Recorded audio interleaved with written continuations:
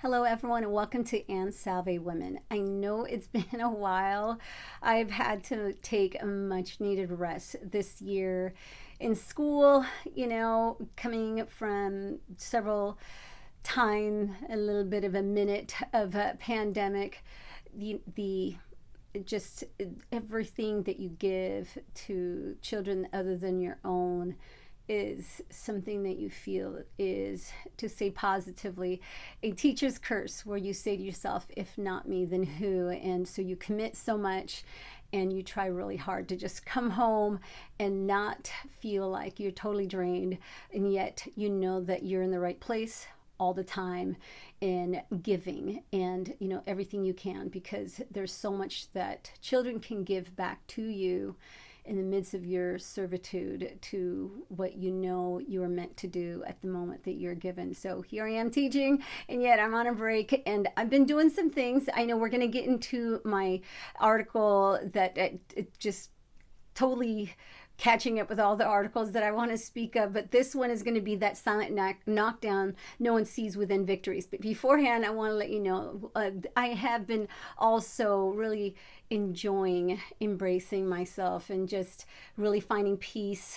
My latest book, I hardly ever get to read books because I'm always teaching and whatsoever, but I did check out a book. I typically like to check out a book. I don't like to buy as much unless I know it's something that I can hold on to, that I feel is something I really, really want to have in my very tiny library throughout my lifetime. And, consider me frugal, but I'm just that way. I like to read first and then decide whether or not I want to purchase. And so libraries are very important and able to give you that gateway. And so what I'm reading is The Writing of the Gods by Edward Dolnick. I hope I have not butchered that last name, but I have really truly enjoyed starting it. Let's hope that we can get to that finish just as much as my painting in that back. Once it is completely just varnished and everything, then I'll be more than happy to share with you the painting that I have in the back. It sounds silly, but this is me. I just don't know how not to be busy. Always been that way. I enjoy going to Zumba, going to work out. If I'm not working out here, if you haven't seen any of my workout videos, it's because I'm just trying to really embrace, after the pandemic, being able to go out and be around joyful people. And my goodness, when you go out and you go to Zumba and other fitness classes that I can and when I can join, it's just something so wonderful. Now, what dropped for a second, give me a moment. I'm back. So what I have here is also my very first patent pending, and that will be the finalization of the very first one. So during the pandemic, I did everything I possibly could to make sure that I did not use up my time in a different, in an idling sense of way. I really wanted to push forth. That's just, again, who I am. And so that was my very first patent. But for those of you who've ever wanted to do a patent, no, it is not something that's overnight. The glory, the victory will be in the end, but it does take several years. I believe the average is about 2 to 3, and I am definitely at the end of that. But you got to act quickly, and I'm doing this, something that I want to delve on my own. My very first one, I have another one that's been submitted as well, but it just keeps going. It's a lot of fun, but it's a lot of work. So let's get into this right here, that silent knockdown no one sees within Victories. Honestly, knockdown and victories can happen together, and that's the hard part. Is you always feel like, and we're human, and so people will look at you and go, oh my goodness, she looks so tired. I still remember the one time I ran into my auntie with her children at a mall when I was in high school, and the first thing that came out of my mouth is, oh auntie, you look so tired.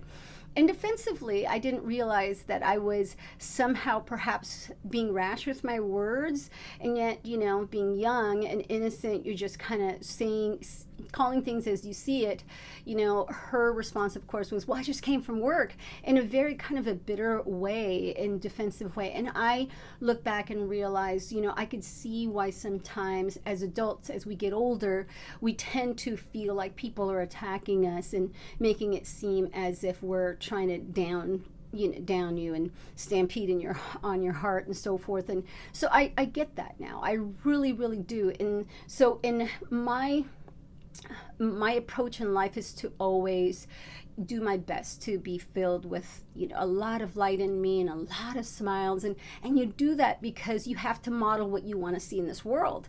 And so for me, with my children and my husband, and now my husband is typically the one that we tend to be able to read each other. In the years that have really continued on, we've gotten better at reading one another, or just being straightforward with one another, even from the very beginning of time. And yet you never want to feel like your partner is the person to fill you. As I've always said to him is, you got to come into relationship complete. And so for me, the part that I would start to feel like I was starting to already get parts of me being pulled is, of course, when you're teaching, and of course when you're dealing with your children's activities. And here you are just feeling so blessed to be able to just spread the heart and the spirit, in your mind, being filled with what they're giving you and what you're able to give back. There's so much of that that's being reciprocated. And yet what people need to understand is, with goodness, doesn't necessarily mean it's easy, and it doesn't necessarily mean that it should just be an easy flow and everything should just be given to you. I think that's why a lot of people fall into a rut. And forgive me if some of you may think to yourself, well, that is truly wrong. But in my own experience, I honestly feel that when you're running a race, even though you're winning, your bodies, there's always this fight that goes, oh my goodness, aren't you tired? Aren't you not wanting to do this anymore? Aren't you just wanting to do something different? There's this fight constantly within you. And your heart, your mind, your spirit, you're going, let's go, you got this. But when that body gives.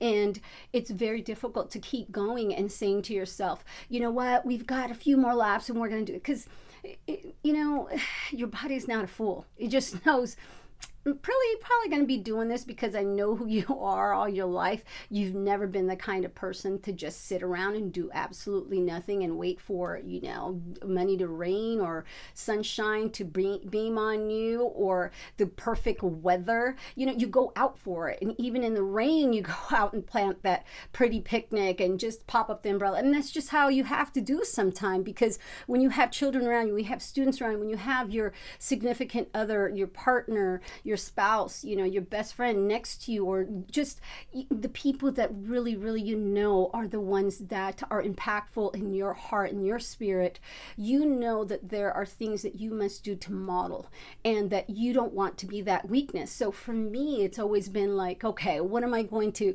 do today to make sure that I'm looking like, I'm at 10 steps ahead? And when really you feel like sometimes your body's 10 steps back, but your spirit and your heart and your mind's going, yeah, you're going forward. So knockdowns and victories can happen, and yet you have to learn to just focus on the moving forward. Because even if you're falling forward, Denzel Washington would say that, right? Even if you're falling forward, that at least you're going forward and not back. And you're many people's lives, if not all of us, can agree, we don't want to fall back to where we were. We want to move forward. And so teaching, mothering, and being there for my husband, that can really take a toll on you. And even though everything's great, and they have no idea, they're laughing, they're having conversations, they're truly conversing about all the things that are happening in their lives. All you want sometimes when you go home is to just have a peace and quiet. And so I remember that I went and hid in my closet, and I could just sense this, like, okay, this is a perfect getaway right now. I see that my children are talking to my husband, and I had nothing to share. I just really feel like, for me, no one wants to hear how heavy your day has been sometimes, and it could be every day. I'm a middle school teacher, so when how you were in middle school, so you understand that there's a lot of heaviness that's coming from these these children that are trying to be young adults, and yet are still needing you to direct them to really feed their spirit and their mind, along with everything else that you're supposed to teach them, but you're supposed to be there. And then you come home and you want to be there for your kids. So sometimes you need that recovery state. And I just remember, just hearing my children, they just, the first three at that time, so happy, just having a conversation with their dad, my husband having that conversation. And I remember just creeping up to my closet, and I remember locking my door, and I remember locking my, my closet, and my bathroom door, and going into my closet and closing that. And it was not a long time until when my husband, again knowing me for so long, he noticed obviously I wasn't there, and in that silence of me not probably moving around or just being about within their presence, or they were in the kitchen. He goes upstairs and checks on me, and of course finds me like probably looking half dead or so. But at first, he jiggled my door and he knew something was wrong, because when he was calling my name, I really honestly was saying I should just go answer it and tell him I just need some time alone. And yet I didn't have the heart to really do that in the energy. And it was, soon enough he went downstairs, and probably I, knowing him, told my kids to just stay down there, and he came back again and checked on me. And when he touched me, I mean, that was a time where he goes and tells him not to come back upstairs, not to no one, and that's when he checks on me, and I tell him I'm okay, totally okay. I just really would be just needing some time until I go back downstairs. And I've learned that since then, when I realize that all the glory, all the victories in your life, when sometimes they do burden you, because your body will tell you, I'm done. Your mind, your spirit, your emotions are all there, and they're saying, hey, let's go, and they're rallying, and they're pep talking you, let's get up. Your body's like, no, not right now. And it's tough because you can't explain that to anyone. You can't explain it to your students. You can't explain it to your children. You can't explain it to your spouse. And I'm pretty secluded and isolated in that way. If anyone was to ever have my time, there's a lot for those of you who are very much in the same mind frame. It's like it's an investment to give time to other people. And that, and essentially this sounds vain, but you don't essentially need them. You feel like they need you. And there's always that giving, because if you're a giver, you're always feeling like, I've got to invest my time in them. They want to go out to lunch with me, I'm going to be there to listen. I'm going to be there just to have some good time with them and so forth, or they want to come over. Okay, we're going to go ahead and commiserate, because typically when people, you're around people, they do want to just unload, and it's tough to really take away yourself from that. But my biggest reason for that is my own children and my own, my students and my husband. So typically you won't see me in the staff lounge. You won't see me going out looking for people to hang out with.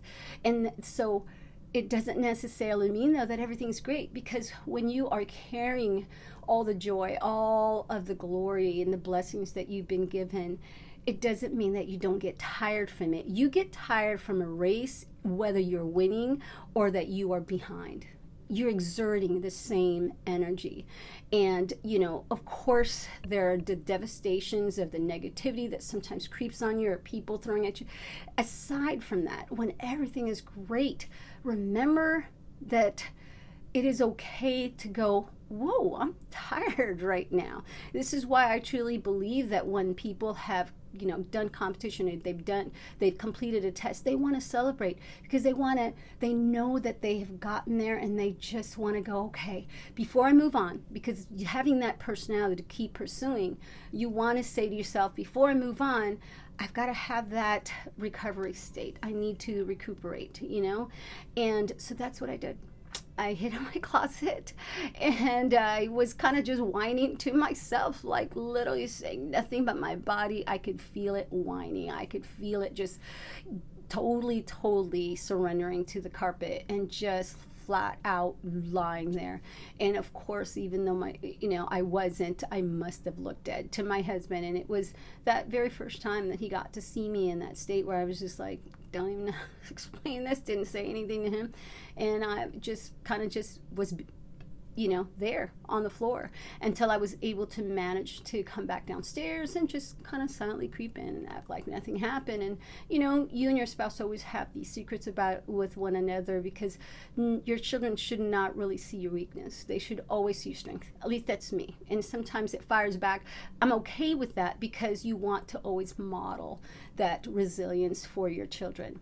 And so with that said, I remember Pacquiao's last fight, and I remember being able to relate to him when he had said something about like my legs or my was giving out on me, because I could see he was smiling. I could see that his spirit was still there. The, you know, the Pacquiao boxer champion, an amazing fighter that we've always seen, and yet, you know, all of a sudden his body's probably saying, no, not today, you know, just, I know that you're just totally telling me to keep going. And then all of a sudden you could see that his speed was not the same. And it's okay. As a champion, you have to understand that that's going to happen. And, you know, as a victor, you're going to have to understand that when you don't want to be a victim, because there are people around you who play a pretty good role about that, you've got to model that no excuse policy of just keep going for it. And no matter what it is, you know, you just have to move on, and one victory after another. And so with King David, I think that is a really greatest example for me. My main readings always to start off and to end with, you know, it's such a great one to think about when it comes to glory, because even in your glory days you will have people attacking, and for whatever reason, because their spirit's wrong, because they were told to, or that they didn't think that you should be getting what they, you know, are looking at and thinking that you don't deserve for whatever reason, you know, or you know, it's hard to really understand that because everybody's different. And you just have to kind of say to yourself, this is what I'm handling with today. And it's a daily, you know, sometimes it's a daily fight to fight the good fight, right?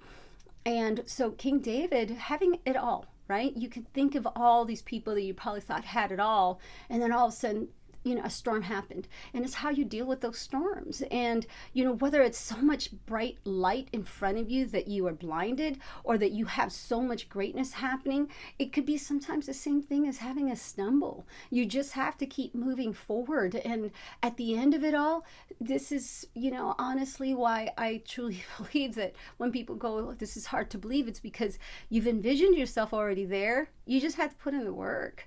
And I guess that's how I'm going to really end it, is that you are a victor. You know, you are not defeated by any means. So what, your body is just drained. So what if people look at you like you're a hot mess? Sometimes, who cares? You know, I mean, here I am, you know, with the pandemic, and I said to myself I was going to put in some videos or workout videos, and it was all for me. I didn't care if anyone else was watching. It was just like, I have to do this for myself. And, you know, if I'm not going to be able to get out of here, yes, we did our walks around the neighborhood and to the parks whenever we could, but it was like, you have to do what you got to do, you know, and to keep moving forward. And so I embraced the fact that I could read when I could. And then again, I'm like, what, you know, this is the time I could work on a patent. I started writing articles, and I enjoyed every moment, aside from just being here in front of my students doing the virtual teaching, and then making sure that, you know, our children, they were totally milking it, the younger two, of, you know, being at home, at school. I mean, there's so many things that perhaps many of us could have looked at and said, this is the end of it all. But I refused, as many of us did, and as many of us should, as we continue on to this new year. Just keep going. In your victories, you will be tired. In your challenges, you will be tired. And, you know, whether people are booing or applauding, doesn't matter. You will continue forward. And it's okay to say sometimes, you know, I kind of hid in that closet, like, kind of, when I say kind of collapsed on the floor, and I was really, really tired. But you get back up and you keep going, because just like Pacquiao, you are a champion, and everyone will know that being human doesn't mean that you're a robot. We all try to be, but that's okay if you aren't. You know, you just know that in here and here, you're all that was given to keep going, and there's so much more of you that will conquer. And so just never give up. In the words of my mother, God bless us all. I will see you next time. I will try to catch up with all these videos and, all for you to get into your light or keep going with your light so that we can spread it and get rid of any darkness that try to come in. Have a good one, everyone. We'll see you next time.